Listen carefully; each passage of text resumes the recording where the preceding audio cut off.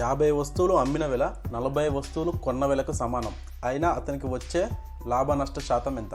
చూడండి ఏమంటున్నాడు, 50 వస్తువులు అమ్మిన వెల, 50 వస్తువులు అమ్మిన వెల అనేది 40 వస్తువులు కొన్న వెలకు సమానం అంట.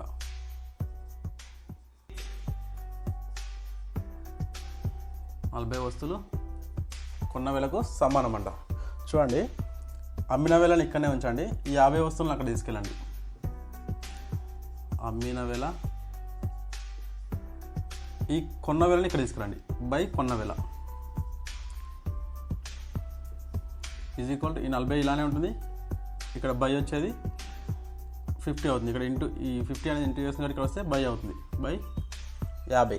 అంటే అమ్మిన వెల 40, కొన్న వెల 50. ఎప్పుడే కానీ కొన్న వెల ఎక్కువ ఉండి అమ్మిన వెల తక్కువ ఉంటే ఎప్పుడే కానీ నష్టం వస్తుంది.